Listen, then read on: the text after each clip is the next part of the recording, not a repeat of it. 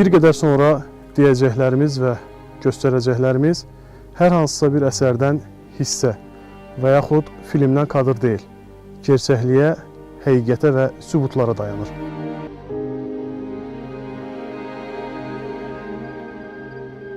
Ermənilər burada Azərbaycanlılara qarşı elə bir qırğın, qətliam törətdilər ki, nə insanlığa sığır, nə də ağla.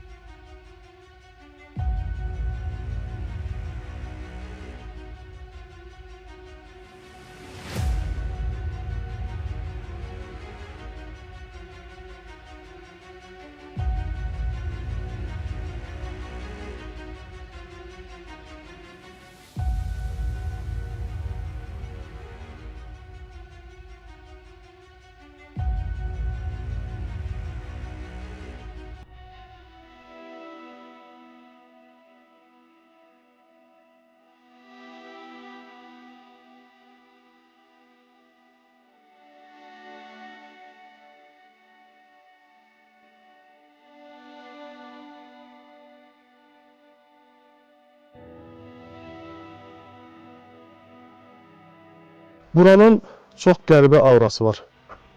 Keçmişi düşünəndə kədər, amma indini düşünəndə zəfərdən doğan qürur insana yoldaşlıq edir.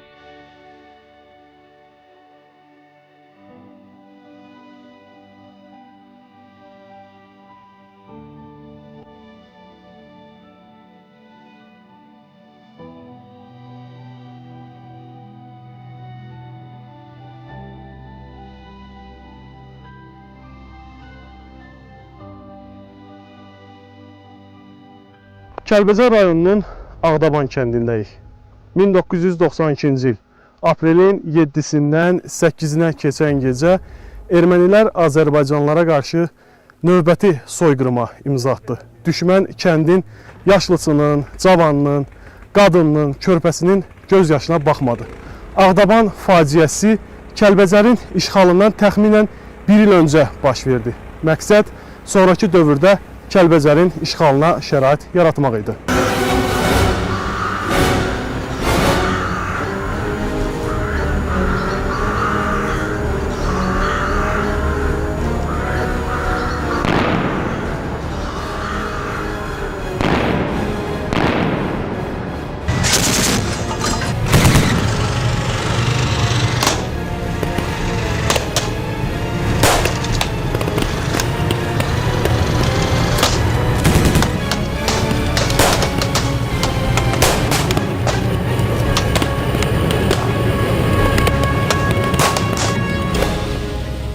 Tarixin ən qanlı səhifələrindən biri olan Ağdaban faciəsinin planını ermənilər artıq əvvəldən cızmışdı.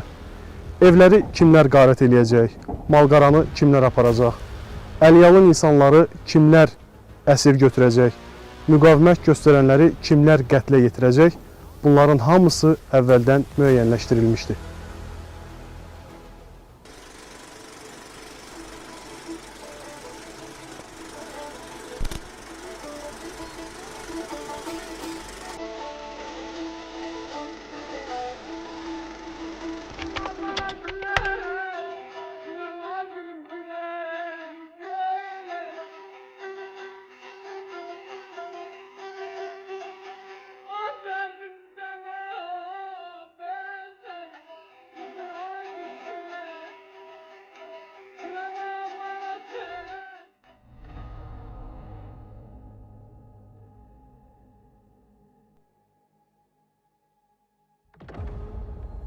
Bizim çox ağır günlərimiz olub. Öz doğmalarımızı, öz əzizlərimizi gözümüzün qabağında diri-diri yandırıblar. Mənim atam bacısını, şəxsən mənim yanımda yandırıblar.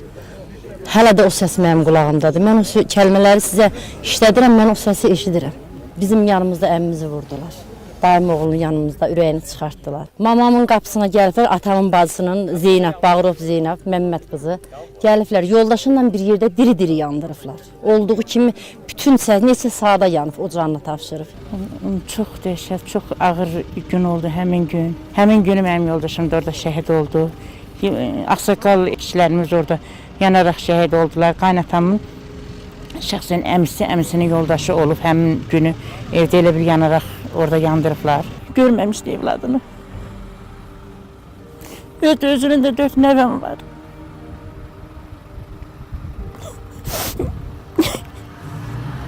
Başladılar bizi güllələməyə. 2 nəfər biz o bir uşaqlardan 100 metr aralıydıq. Birinci bizi güllələdilər.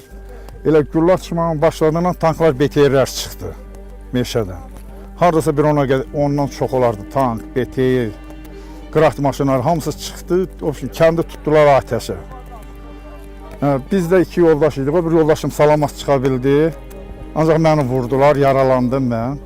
Yenə kətdə 1-2 dəfə qabağımızı kəsdilər. Yolu tanıdığımıza görə biz bir sər canımızı qutarıb kəndə çatanda gördük. Kəndi dağıdır erməni. Hansı nahiyədən yaralanmışdınız? Mən mühasirədəydim, kürəyimlə yaralanmışdım, çiynimlə. 1 yaşım var idi, Ağdaban faciəsi olanda. Bütün hər şey mənim gözümün önündədir. 7-sindən 8-inə keçir. 8-inə keçən gecə saat 6-nın yarısında başladı hadisə.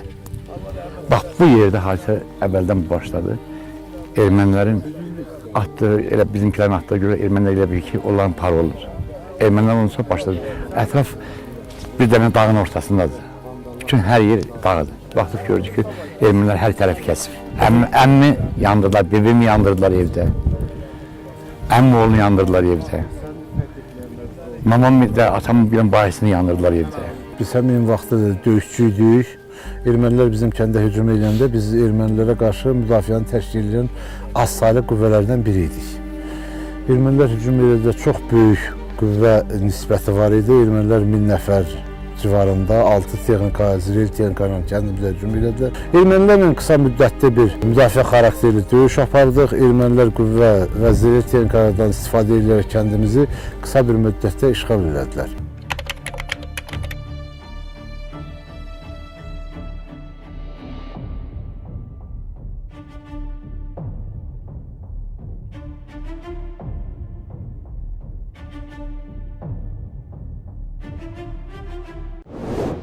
Şahidləri dinlədiniz. Olanları bugün kimi xatırlayır, hissləri unutmurlar.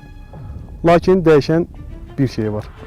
Qazanılan qələbə və alınan intiqam.